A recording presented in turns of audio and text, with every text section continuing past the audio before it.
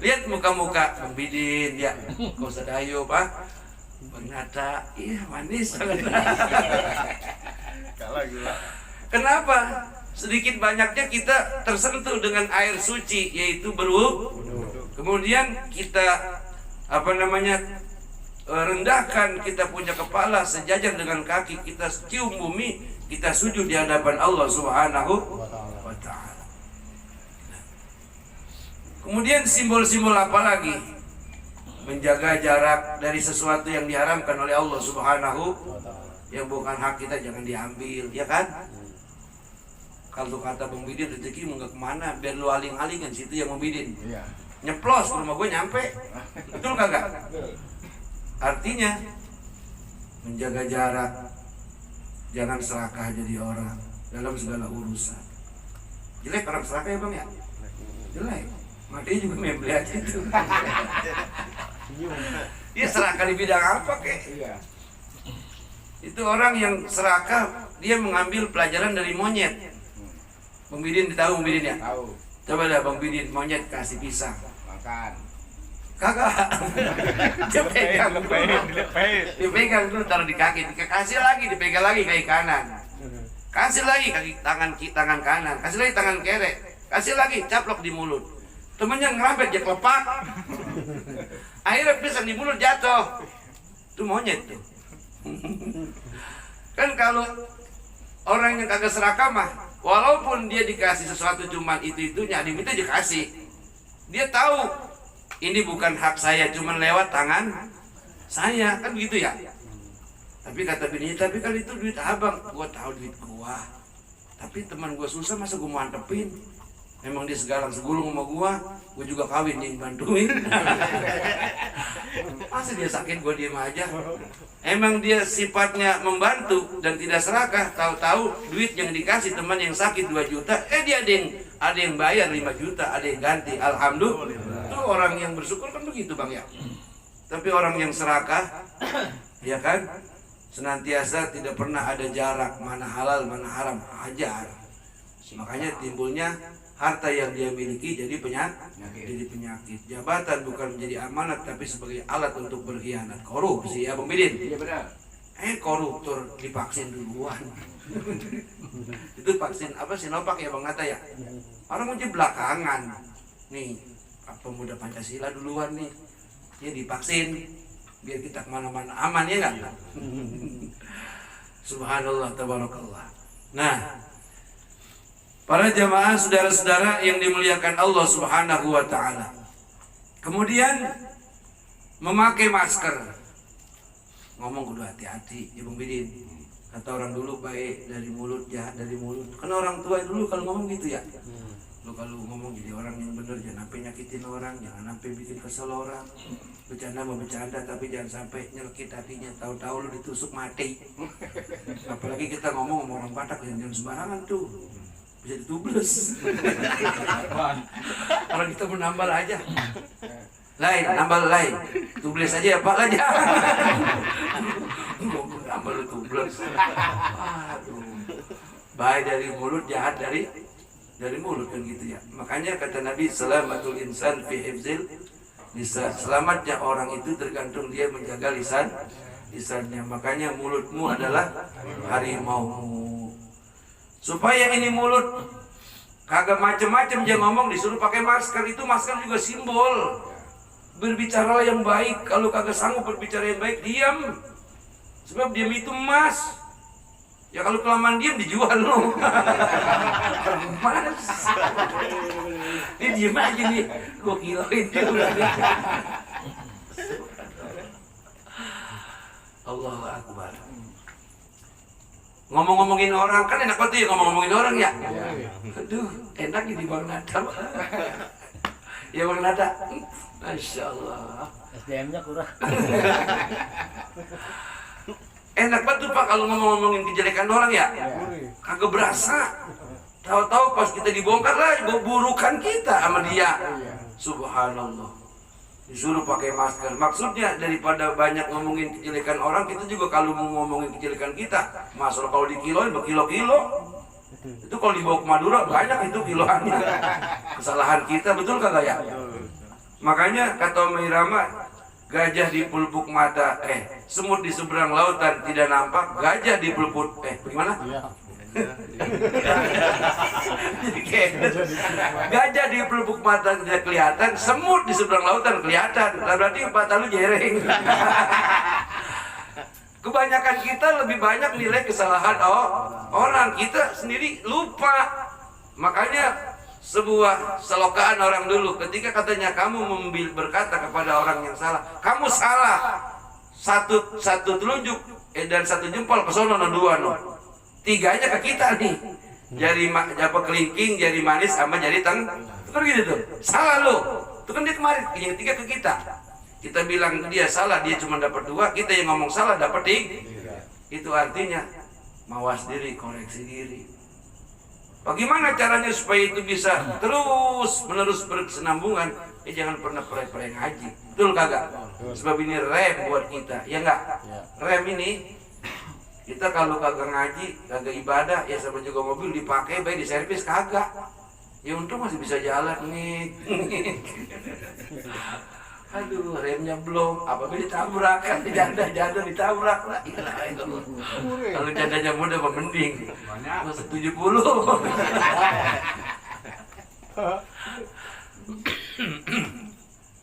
Para jamaah, bapak-bapak dan mpok-mpok yang hadir pada malam hari ini yang berbahagia, pakai masker, bicara hati-hati, jaga mulut. Kan sebelum datang corona kan di YouTube itu macam-macam orang ngomong ya.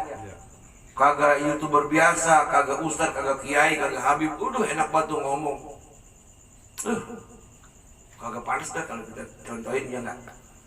Langsung Allah kasih sebuah virus kayak memendik. Kita kagak percaya ada, ya enggak? Kita lihat kagak ada. Gua kagak pakai masker lah, cuci tangan, ngapain kata gua tipis lah. Kita ke sono, orang pada pakai masker. Kita ke jalan-jalan raya mau naik motor, bukan takut ditangkap, takut kagak pakai masker. Pego. Sayang duit. Waduh. Ini saudara-saudara, sebetulnya ini peringatan ini dari Allah Subhanahu. Ada orang berspekulasi katanya ini permainan Cina sama Amerika, katanya begitu. Nah bukti juga pada kena. Ya, Arab aja tempat malaikat pada kumpul. Haji pre kemarin ya. Ini juga mau pada pergi haji, pada umroh disuruh pre lagi. Termasuk 24 negara di antara Indonesia yang masih terjangkit virus corona. Subhanallah. Jadi semua negara pada bingung, pada kalut ini. Walaupun katanya konspirasi politik antara Cina sama Amerika, itu mah orang berspekulasi boleh-boleh aja ya. Tapi coba negara mana yang udah bebas dari corona? Belum ada. Tapi walaupun begitu, hanya bini kita yang kagak ada takutnya sama corona. Kaget terus tuh corona. Pakai masker, berbicara yang bagus daripada berbicara yang buruk. Mendingan kalau diam kita pegal, kita zikir, kita baca barusan kita baca Yasin. Berwudu membaca Yasin itu satu huruf pahalanya 20. Subhanallah. Bismillah ada 19 huruf, 20 kali 19 berapa? Berapa? Segitu dah. 190 ya? Banyak kali itu belum Yasin 2 huruf, ya Mesin udah 40. Sampai wa ilaihi turja'un, itu lewek dah. Pahala itu. Belum ditambah lagi kulhu ya. Saudara ya. Tahlil Allahu Akbar. Memang sih iman sih yang membuat kita jadi sadar. Sebab kenapa sih nggak dinyatakan atau bahaya kalau dinyatakan mah? Nggak usah pahala dah, dosa aja dinyatakan sama Allah, diwujudkan. Orang bahaya. Lu ngapa jalan mendeng aja? Terus nendang pintu. Ini diwujudkan jalan mendeng umpamanya. Kan kita begitu, kalau salah pintu yang diem baik kita tendangin. Kata pintu suwe lu. Wah agak melawan, nendangin pintu malah mencopot-copotin. Itu pintu bisa ngomong Pak. Aduh. Ini juga rahmat Allah, dosa tidak diwujud. Sehingga orang saking entenya ngomong, dosa mah kagak berasa. Lah lu belum tahu. Dosanya kata kagak berasa kalau berjendol. Wah. Makanya gunanya kita hadir di mana majelis, di mana pengajian, lain tidak daripada itu semua supaya menyadarkan diri kita, karena manusia tempatnya lupa dan tempatnya salah. Kalau terlalu banyak salah, lama-lama kita jadi pengikut Kalau terus lupa, lah masih muda udah lupa alias udah makan aku belum. Minjem duit aku kagak. Aduh, rugi Bang Didin. Minjem duit aku kagak, ditagih jengkel, gua kapan minjamnya? Aduh, Allahu Akbar. Hati-hati itu Pak. Bang, ingat kita belaga lupa, takutnya pikun beneran itu. Bahaya itu. Kita ajak ke Bogor ketinggal kagak tahu pulang. Subhanallah, Allahu Akbar. Hadirin yang dirahmati Allah Subhanahu wa taala. Itu baru ngomongin waktu, udah kemana-mana tahu ya. Wal 'asr, demi waktu asar. Jadi waktu yang sudah berlalu tidak akan bisa kembali. Tapi waktu masa lalu itu penting adanya. Saya katakan sekali lagi, orang untuk mendapatkan sebutan bagus, dia harus melalui sebuah keburukan. Itu pasti adanya. Orang mendapatkan sebutan keberuntungan, dia banyak rugi sebelumnya. Lihat orang-orang yang pada sukses, kenyang ketipu itu. Tapi sesuatu yang buruk, sesuatu yang tidak enak, itu merupakan pelajaran yang berharga bagi orang-orang yang mau berfikir. Makanya Quran banyak tuh kalimat-kalimat ujungnya, afala tatafakkarun. Kenapa kamu tidak gunakan akal pikiranmu? Afala taqilun. Gunakan akalmu. Apa masih goblok aja di orang? Ditipu kena. Gua kata juga dia mah mulutnya doang manis. Udah gua ini. Gua bilang kagak ngerti. Ya iya di mana mau pergi haji. Diganti. Kapan-kapan kata dia kok suwe. Ya udah dah. Akhirnya kan kalau kita berpikir cerdas, kapok dah. Gue jangan pula dia ke rumah gue ngelihat rumahnya gue udah jengah. Saking benci kita mah duit boleh setengah mati, enak banget tuh minjemnya baru nangis-nangis di gulingan. La ilaha illallah. Nauzubillah summa nauzubillah min. Jadi orang tidak akan jadi pintar kalau enggak mengalami kebodohan. Orang enggak bakal mengalami kesuksesan kalau sebelumnya dia tidak mengalami kebangkrut. Jadi semuanya ada hikmah, para jamaah dan saudara-saudara hadirin yang dimuliakan Allah Subhanahu wa taala.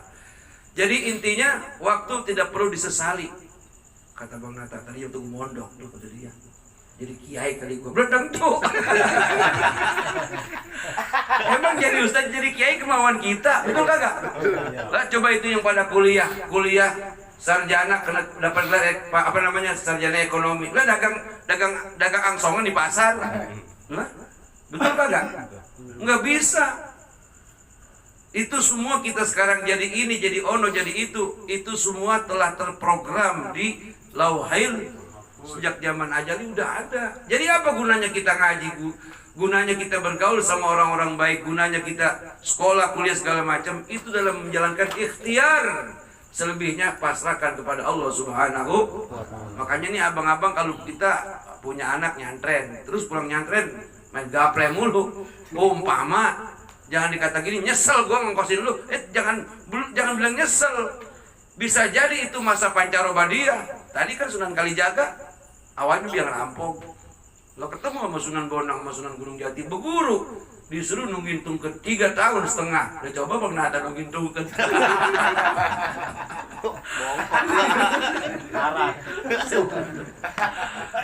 Jadi wali.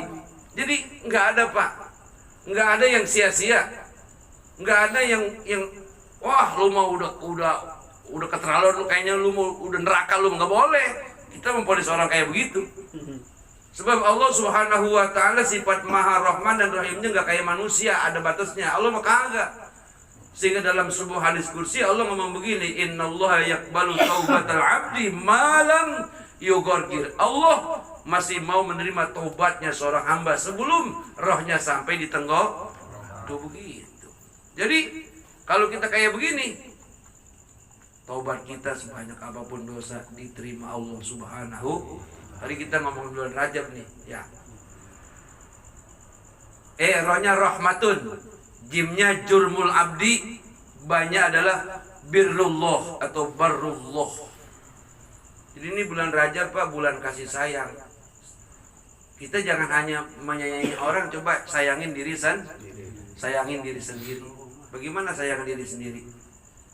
Ya secara zohiriah, kalau mandi kita sabunin ya, kita sabun. Tapi zohiriah ini bakal dimakan belatung Bang, kalau kita mati. Apalagi perempuan tuh, perempuan kalau mati itu tetenya dimakan belatung. Makan cacing. Yang muncul makan belatung. Cacing suka. Kagak usah nungguin mati. No, kemarin yang korban pesawat apa kemarin? Kemarin tuh yang Sriwijaya Airways itu kan Masya Allah. Yang mati ada yang ngadon ya. Itu kayaknya mah ikan kakap lakian demen banget itu. Kata dia apa ini kenyal-kenyal. Iya Bang. Makanya kalau ada istri yang kagak mau sembahyang, entar lo. Diantup cacing lo, belatung lo. Aduh. Tapi tenang. Ada orang-orang biasa jasadnya utuh, nggak digencet sama bumi, nggak dimakan belatung, kagak dimakan binatang-binatang bumi. Siapa mereka? Adalah perempuan yang sepanjang hidupnya ibadah dan sabar menghadapi suaminya brengsek.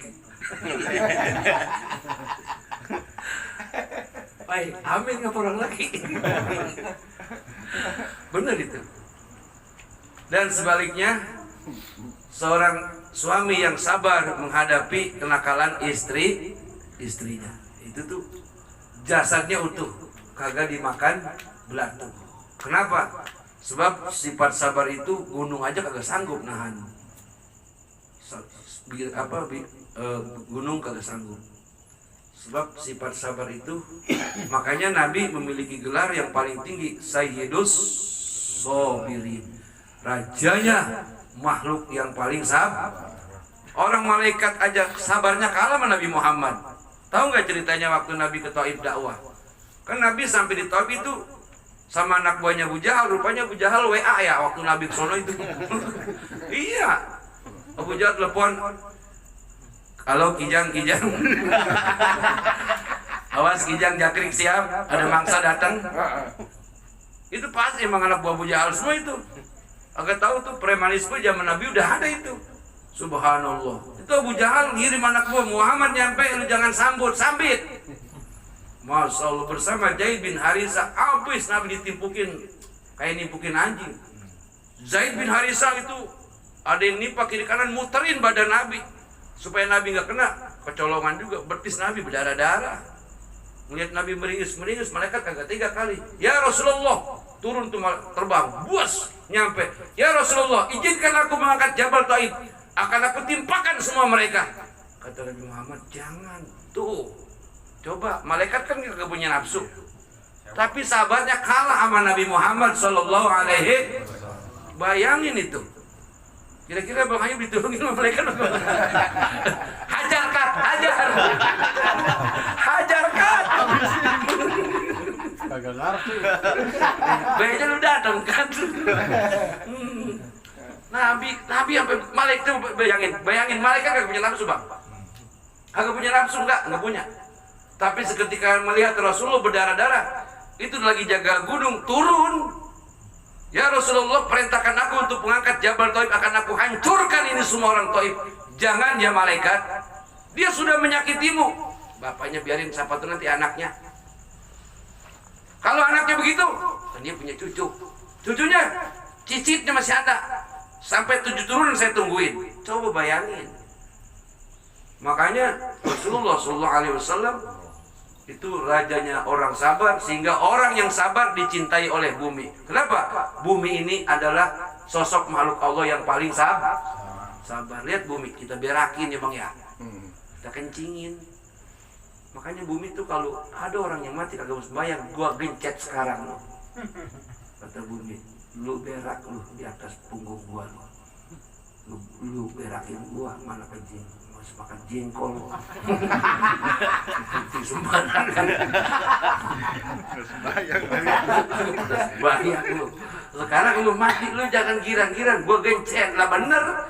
Itu digencet sama bumi bukan dari kiri kanan, dari pala ke kaki, propok tulung kagak ada yang dengar. Walaupun kuburan di samping rumah saudaranya. Pengen tahu dari dengar dia ikut mati. Teriakannya orang di kuburan melebihi teriakannya manusia bumi. Nauzubillah, summa nauzubillah, amin. Subhanallah. Jadi itu bumi Pak sama orang yang ingkar pada Allah murka, itu bumi kesel. Sebab aku diperintahkan oleh Allah untuk merendahkan diriku serendah-rendahnya. Silakan kau ambil diriku, kata bumi, aku rela. Makanya itu langit bapak, bumi adalah ibu. Makanya biasanya kalau bapak itu mainnya di atas. Ibu adanya di bawah. Lah kan dikucurin dari atas tuh oleh makanya kan disebutnya bumi ini ibu pertiwi. Ibu pertiwi. Sekarang lagi kena corona ibu pertiwi. Tenang ibu pertiwi, kita baca Yasin beres. Ya, insya Allah. Jadi para jamaah dan saudara-saudara yang dirahmati Allah Subhanahu wa taala, oleh karena itu saya mengapresiasi bahwa pengajian kali kedua ini jamaahnya luar biasa. Enggak kehitung ini. Banyak. Ya, mudah-mudahan ke depan dia mengata ya. Tambah banyak. Saya sengaja pengajian saya bikin seperti ini supaya ngaji itu indah, ya enggak? Kalau ngaji ngantuk mau guru kagak kepake. Apalagi guru ngajar galak banget, apa beda dosa, apa beda neraka. Tadi dibalikin kayak taubatan lu. Ayo. Udah bercanda tapi ada manfaat. Ya kan emang kalau kata Ki Haji Bahaudin Nur Salim, Gus Baha, ajaklah para jamaahmu ketika dia hadir di majelis taklim seakan-akan dia sedang berpesta. Di tempat pesta ada nggak orang yang cemburu? Nggak senang lah. Makanya kita bikin ngaji ini supaya senang. Jadi ketawanya kita ngaji bukan jadi dosa. Ya kan, menambah aura wajah. Ya, Bang Bidin terbiri pulang. Ini siapa? Bang Bidin mukanya berubah cakep, alhamdulillah. Tertawa di tempat ngaji, betul nggak? Kalau tertawa di tempat maksiat pulangnya ngaji juga habis. Kalau tahu di sini bentar pulang ketawa lagi kita girang lagi, betul kagak? Betul. Pahala dapat, rezeki yang kita sedekahkan diganti dengan 60 kali lipat di bulan Rajab nih oleh Allah Subhanahu wa taala. Para jamaah dan saudara-saudara yang dirahmati Allah Subhanahu wa taala, udah jam 10 lewat. Udah berapa menit saya ngomong ya, Bang? Baru 2 menit. Agak lihat jam itu. Ada 45. Itu baru satu bahasan ayat pertama daripada surat Al-Asr wal 'Asr. Jadi kita kalau ngomongin waktu memang kagak berasa. Ini kita kan kagak berasa ini ngomongin waktu. Untung aja kita ngobrolnya untuk urusan pengajian. Walaupun sampai subuh kalau ngomong begini, insya Allah berpahala. Amin. Ya Rabbal Alamin. Para jamaah dan saudara-saudara hadirin yang dirahmati Allah Subhanahu wa taala. Jadi adanya masa lalu untuk kita adakan perubahan di masa saat ini dan menjadi harapan untuk di masa yang akan datang. Sesuai dengan doa yang selalu kita baca, Rabbana atina fid dunya wa fil akhirati wa qina azabannar. Jadi orang yang betul-betul dapat menggunakan waktu dengan sebaik-baiknya, dengan secermat-cermatnya, insya Allah orang itu tidak akan mengalami kerugian. Insya Allah. Seperti malam ini kita kumpul, kan saya pernah ngomong waktu Selasa kemarin, orang yang duduk di majlis ta'lim sama juga dia duduk sejam, sama juga dia sembahyang sunat 1000 rakaat. Tarawih aja pengen buru-buru berhenti, boro-boro sembahyang sunat 1000. Ya kan tadi lagi tarawih nih, tarawih udah yakin lama, la ilaha illallah, baca alhamdulillah nyampe. Baca kuliah tuh bolak-balik lakum linukum waliyah Wala ana wala antum wala ana. Kata Bang Nurdin, lakum mam lakum binukum wala dolin, balik lagi amain. Terawih yang 20 rakaat kita siap pegel ya. Ini duduk sejam di majelis pengajian itu sepadan dengan sembahyang sunat 1000 rakaat. Sepadan dengan kita bersedekah 1000 ekor sapi. Boro-boro dari mana? Orang sapi satu aja lebih lagi patungan. Duduk di majelis ilmu 1 jam sama juga berkurban 1000 ekor sapi. Kalau untuk kita, kalau dalam bahasa nabinya 1000 ekor on. Subhanallah, subhanallah. Kemudian malaikat merendahkan sayapnya, ikan-ikan yang ada di lautan mendoakannya. Semua kita lipat. Kemudian malaikat itu sayangin mencatat nama-nama kita, dilaporkan kepada kanjeng Nabi. Ya Rasulullah, ini ada Bang Bidin, ini ada Bang Nata, ini ada Bang Ayub, ini ada semua pemuda Pancasila pada baca selawat kepadamu. Dicatat kita oleh Rasulullah, nanti sapaan bakal kita terima. Amin. Ya Rabbal Alamin. Siapa gurunya? Sapuangi. Dia tadi depan tuh. Untuk tanya, guru lu siapa? Gitu udah mereka. Tapi sponsor siapa sih? Sponsor yang mulai ngaji, yang mulai. Tua. Hah? Bang Nata apa Bang Bidin? Bang Bidin ya? Bang Bidin itu pahalanya paling gede, paling banyak. Umpamanya semua pada dapat sarang 1 miliar, Abang Bidin 10 miliar. Tapi yang dapat 1 miliar kagak bakal tuh membayar pajak ke Bang Bidin. Enggak. Udah 1 miliar ambil buat masing-masing. Tapi Bang Bidin dari 1 miliar, dari 1 orang dia udah dapat 1 miliar, dikasih 1 miliar lagi. Begitulah keuntungan orang yang mengajak kepada jalan kebaikan. Amin ya Rabbal. Tapi tentu ujiannya berat. Ya kan ada baik yang ngaji sih, emang apa yang diomongin paling dosa, pahala, surga, neraka, ya agak lahir. Ya itu Ustaz juga ngomong berantang itu. Coba Pak, kita dikata gitu, mau ngomong apa coba? Ustaz juga berantang itu, dia juga sama kayak kita. Ini apa gimana kira-kira? Ayo. Tapi di sini menggada, alhamdulillah. Pokoknya ini mah di bawah komando Bang Bidin semuanya, insya Allah bakalnya nanti menjadi ahli ibadah. Terus memahami tentang ibadah Pak, jangan sembahyang doang. Saya pernah kedatangan tamu. Waalaikumsalam Pak Haji. Duh kayaknya perlu simpan punya dia dulu, jangan ditanya. Ngapa emang? Pengen berhenti kerja. Lah emang kayaknya ibadah kurang. Kalau Bang Haji bisa bangun malam, kita boro-boro jam 12 baru pulang. Terus lu mau ngapain? Ya mau ngambil pesangon, mau warung. Emang lu bisa ngewarung? Lu kan orang kagak tegaan. Orang belajar lu tambahin dulu, habis modal. Repot tuh kamu warung ketegaan mah. Apalagi yang belanja bodoh, udah kagak usah bayar, ambil semua. Mampus lu warung. Habis Bang Haji kita ibadah kurang. Ini yang harus lu pahami. Ibadah itu sholat memang pokok. Tapi bukan hanya sholat semata-mata itu namanya ibadah. Lu pergi pagi pulang sore, keringat lu sampai kepeler-peler. Iya, saking capek nyari duit, 1 tetes keringat menghapuskan dosa lu. Berilah ibadah di sisi Allah Subhanahu Wa Taala. Yang bener Bang Haji. Tadi lu nanya, gue jawab, yang bener Bang Haji. Begitu. 1 langkah lu dibalas 10 kebaikan dari pergi sampai pulang. Andai kata lu mati di tengah perjalanan, lu pergi nyari duit, lu mati jihad fisabi. Oke, enak itu. Iya ya, lah ngapa lu kerja lagi corona ini berhenti? Orang-orang pada pengen kerja. Jadi begitu Bang Haji. Iya, bukan sembahyang doang, bukan puasa doang, bukan sedekah doang. Lu kerja pulang gajian, lu kasih makan tuh bini, lu ajak jalan-jalan, sedekah nilainya. Subhanallah. Jangan dikira. Bang, kenapa Bang? Ajak. Lepas.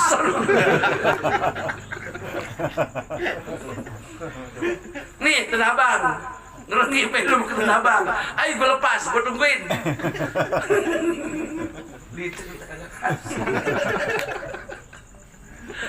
Subhanallah, Allahu Akbar.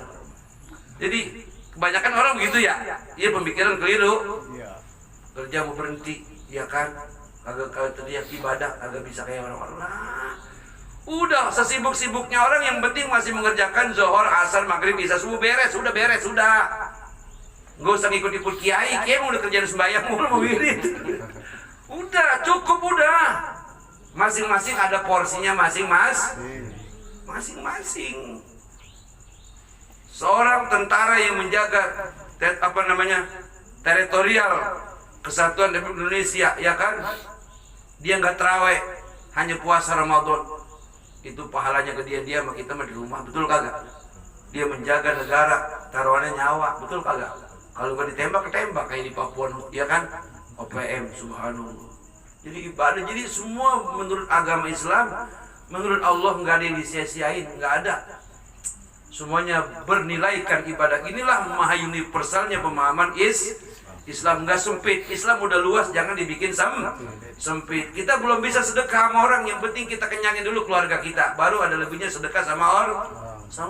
Jangan dikira itu kita ngasih makan, ngasih bini, ngasih anak segala macam. Apalagi bini 4 kita kasih makan semua. Palanya Bang Nata itu semua.